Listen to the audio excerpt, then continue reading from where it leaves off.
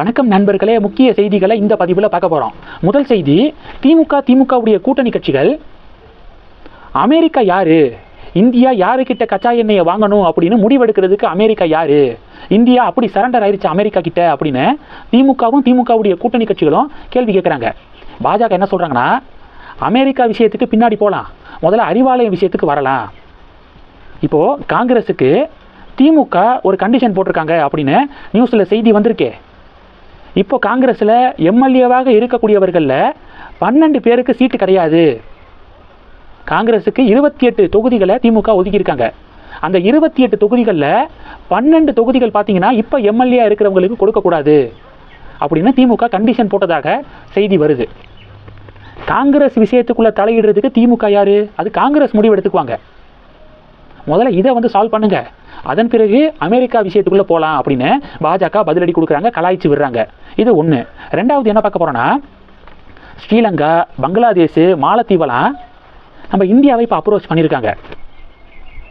எங்களுக்கு கொஞ்சம் இந்த கச்சா எண்ணெயை கொடுத்து ஹெல்ப் பண்ணுங்கள், பெட்ரோலு, டீசலு, எல்பிஜி சிலிண்டரு இதை எங்களுக்கு கொஞ்சம் கொடுத்து உதவி செய்யுங்க அப்படின்னு பங்களாதேஷ், ஸ்ரீலங்கா, மாலத்தீவு ரெக்வஸ்ட் செய்ததாக நம்மளுடைய வெளியுறவுத்துறையுடைய செய்தி தொடர்பாளர் ரந்தீர் ஜெய்ஸ்வால் அவர்கள் இப்போ ஸ்டேட்மெண்ட் கொடுத்துருக்காரு. இது 2. அடுத்தது, மமதா பானர்ஜி திரிணாமுல் காங்கிரஸ் கட்சியுடைய முக்கிய நிர்வாகிகள் அடங்கிய ஒரு கமிட்டியை போட்டு அந்த கமிட்டியை பிரசிடென்ட் கிட்ட அனுப்ப முடிவெடுத்திருக்காங்க. பிரசிடெண்ட்டை அந்த டிஎம்சி பார்ட்டி கமிட்டி சந்தித்து சமாதானம் செய்ய மமதா பானர்ஜி முடிவெடுத்திருக்காங்க அப்படிங்கிற நியூஸ் வந்துச்சு. சமீபத்தில் மேடம் திரௌபதி முர்மு அவர்கள் அகில உலக சந்தால் மாநாட்டில் கலந்து கொள்வதற்காக வெஸ்ட் பெங்கால் வந்திருந்தாங்க. மேடம் பிரசிடெண்ட்டுக்கு ஒரு ப்ராப்பரான ரெஸ்பெக்டை டிஎம்சி கவர்மெண்ட் வழங்கலை அப்படிங்கிற பெரிய டிபேட் வந்துச்சுல. ஸோ இதில் பிரசிடெண்ட்டை சமாதானம் செய்ய கட்சி முக்கிய நிர்வாகிகளுடைய ஒரு குழுவை அனுப்ப முடிவெடுத்தாங்க மமதா பானர்ஜி. பிரசிடெண்ட்டுக்கிட்ட அப்பாயின்மெண்ட்டும் கேட்கப்பட்டுச்சு. பிரசிடெண்ட் என்ன பண்ணிட்டாங்கன்னா, அப்பாயின்மெண்ட்டையே கேன்சல் பண்ணிட்டாங்க. அவங்களை சந்திக்க எனக்கு விருப்பம் இல்லை அப்படின்னு சொல்லிட்டு கேன்சல் பண்ணிட்டாங்களாம். இது மமதா பானர்ஜிக்கு கதறலை ஏற்படுத்தியிருக்கு. இது 3. அடுத்தது, நேற்று தொண்டாமுத்தூரில் பாஜக சார்பில் தெருமுனை பிரச்சார கூட்டம் நடந்துச்சு. அதுக்கு கூடின கூட்டத்தை பார்க்கணுமே. அதை பார்க்கும்போது தெருமுனை பிரச்சார கூட்டம் மாதிரி இல்லை, மினி மாநாடு, ஒரு பெரிய ஒரு பொதுக்கூட்டம் மாதிரி இருந்துச்சு. அவ்வளவு கிரவுடு. பின்ன கூட்டம் வராத? வரது யார்? அண்ணாமலையில். கோயம்புத்தூர், அதுவும் அண்ணாமலை கேட்கவா வேணும்? பத்தாவதுக்கு அதிமுகவுடைய முன்னாள் அமைச்சர் எஸ்பி வேலுமணி அவர்களும் அதில் பார்ட்டிசிபேட் பண்ணார்.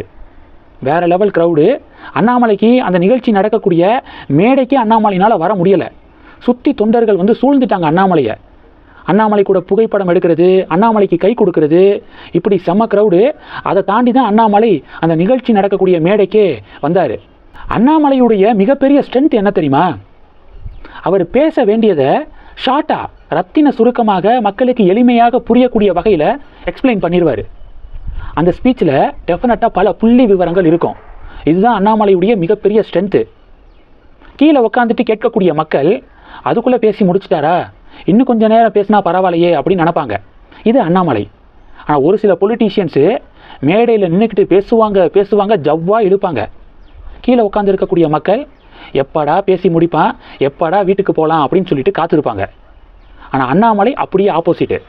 இன்னும் கொஞ்சம் நேரம் பேச மாட்டாரா அப்படின்னு மக்கள் எதிர்பார்க்கக்கூடிய வகையில் சுருக்கமாகவும் நேர்த்தியாகவும் அதில் ஆழமான கருத்துக்கள், புள்ளி விவரங்கள் அவருடைய பேச்சில் இருக்கும். நேற்று தொண்டாமுத்தூரில் நடந்த தெருமுனை பிரச்சாரத்தில் அண்ணாமலையுடைய ஸ்பீச்சும் அவருடைய ஒன் ஆஃப் த பெஸ்ட் ஸ்பீச்சர்ஸ் அப்படின்னா மாற்று கருத்தே இல்லை. பார்க்காதவங்க போய் யூடியூப் சேனலில் இருக்கும், தேடி சர்ச் பண்ணி கேட்டு பாருங்கள். இந்த செய்திகள் எல்லாத்தையும் பற்றி உங்களுடைய பார்வைகளை மறக்காமல் கமெண்ட் பண்ணுங்கள். தொடர்ந்து கணக்கில் இருங்க. அடுத்தடுத்து நிறையா பதிவுகளை பார்க்க போகிறோம். நன்றி. ஜெய் ஹிந்த்.